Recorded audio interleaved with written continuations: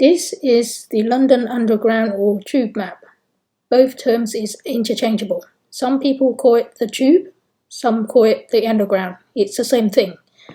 You should be able to pick up one of these in any London Underground or train stations, or tube stations. They used to be free, but in the last few years, TfL, Transport for London, have started charging for them, especially in the larger stations in central London. In most smaller stations, you can still get them for free. They charge £1 for the map, the last time I checked. I think the best thing to do is to download one of these maps online before you come to London. It will help you to navigate the system. I will try to explain roughly how to use the underground map. Hopefully that should help you navigate your way around the city. When you open the map, this is what it looks like. It's quite confusing and it's looking like a spaghetti junction. The underground is 161 years old as of 2024, so it's very ancient. When you look at the symbols here, it will tell you the colour and the name of each line. So it is a naming system, not a numbering system. So you can see the first one there, the brown line is the Bakerloo line. The second one is red, that's the Central line. Yellow is Circle line. Green is District line. Pink is Hammersmith and City. The grey line there is the Jubilee line. Then the kind of magenta sort of colour, that's Metropolitan. The black line is the Northern line. Purple is Piccadilly line. Blue is Victoria line. And then you have a very short Waterloo and City line. All these lines were generally the older original lines that actually goes underground when they go into central London. That's why it was known as the Underground. The newer lines, the newer systems such as the DLR and the London Overground and the trams, those are overground lines. So they actually run above ground, not underground. And there's the new Elizabeth line that's just recently opened in May 2022. All these lines are run by Transport for London, so they are all linked together and you can use them in exactly the same way. Looking back at the map, you can see there are numbers printed all over around the map, and these numbers are very important because it indicates the different zones of the system. So you can see here, number 1. This means that all the stations within this number 1 is in zone 1. And then moving out a bit, the next one is zone 2. So you can see here number 2 printed around the area of zone 1. So zone 2 is like an outer area of zone 1, and then zone 3 and so on.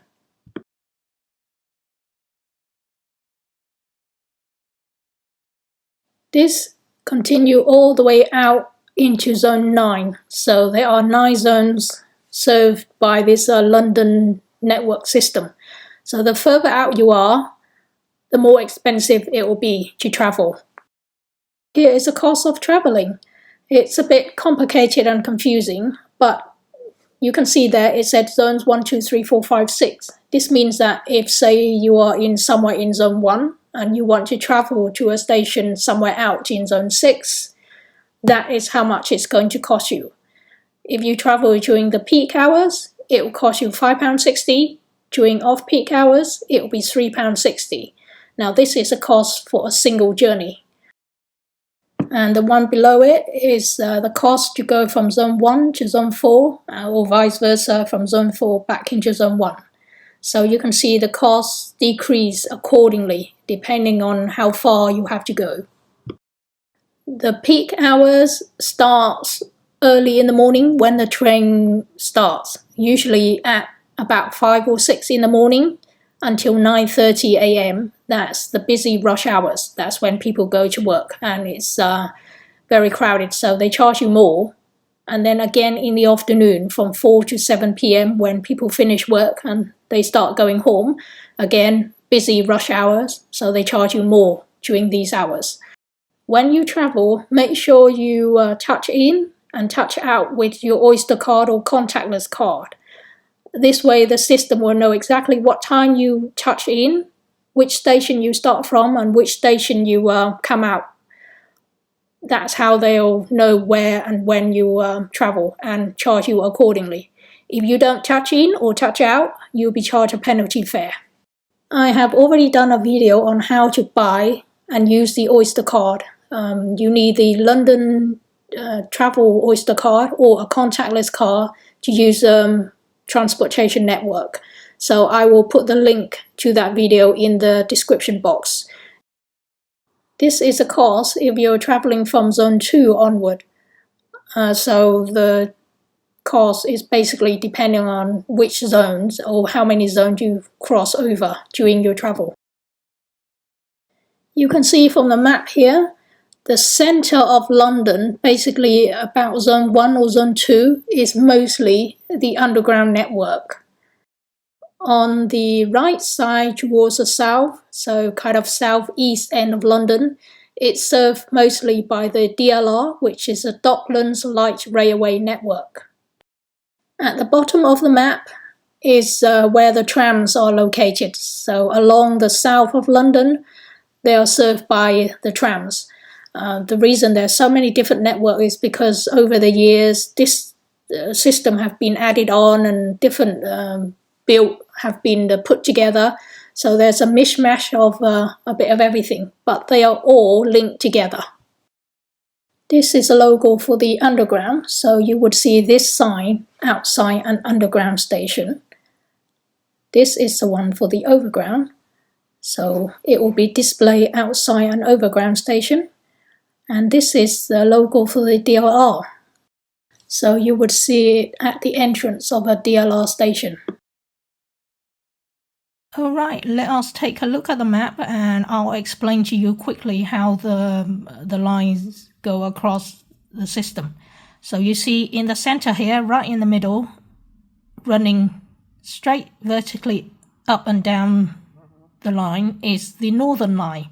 So the northern line runs from north to south of London.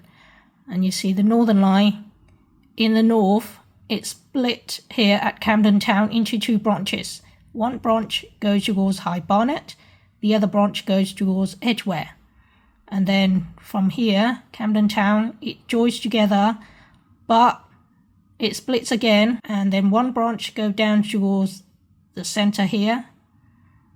And this is, we call this the Charing Cross branch, because Charing Cross is here. So this is a Charing Cross branch of the Northern Line. And then the other branch split over and goes the sideway here, and we call this branch the Bank branch. So you have the Charing Cross branch and the Bank branch where the Northern Line split up, and then it comes down to here, Kennington, where it's kind of split again. One branch goes towards the Battersea Power Station, and then the original Northern Line branch, South London, goes down towards Morden. So the Northern Line is a big complicated line that joins and splits at different places all over the place.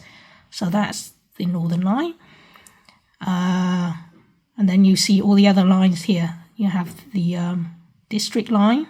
Again, District Line is another complicated one. District Line again splits out. One branch goes towards Wimbledon and the other one goes towards Richmond. And then another one goes towards West Ealing. So the line splits all over the place, and then the other end, it heads out all the way up to Upminster over here at the edge. And then the other line, brand new line that's opened on May 2022 is the Elizabeth line. Heathrow Airport here, which is where the Piccadilly line and the Elizabeth line starts in West London.